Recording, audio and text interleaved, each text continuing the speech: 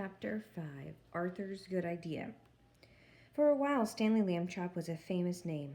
Everywhere that Stanley went, people stared and pointed at him.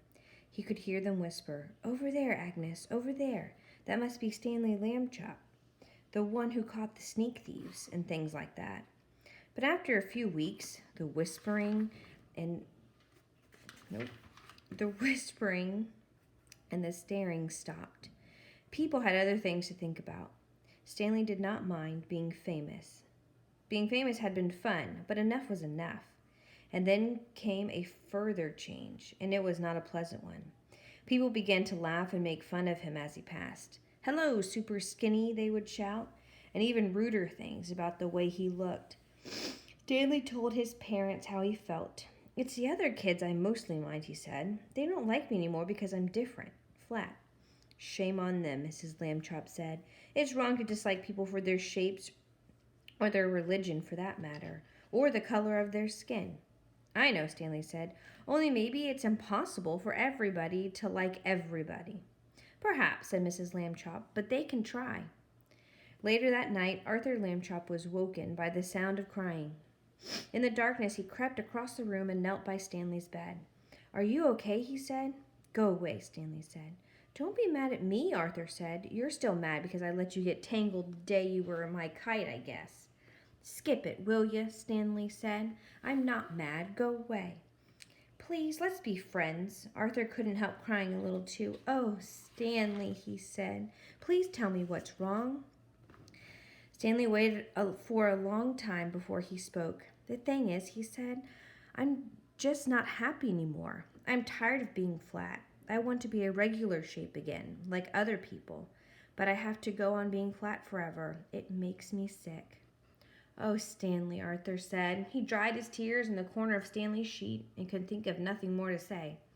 "Don't talk about what I just said," Stanley told him. "I don't want the folks to worry. That would only make it worse." "You're brave," Arthur said. "You really are." He took hold of Stanley's hand. The two brothers sat together in the darkness, being friends. They were both still sad, but each one felt a little better than he had before. And then, suddenly, though he was not even trying to think, Arthur had an idea. He jumped up and turned on the light and ran to the big storage box where the toys and things were kept. He began to rummage in the box.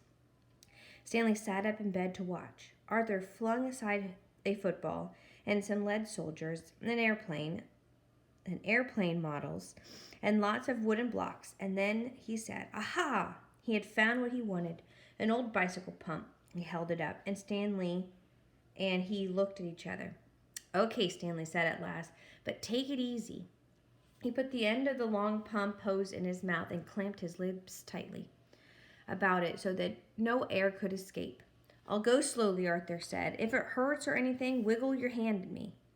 He began to pump. At first nothing happened except that Stanley's cheeks bulged a bit. Arthur watched his hand, but there was no wiggle signal, so he pumped on. Then suddenly, Stanley's top half began to swell. It's working," shouted Arthur, pumping away.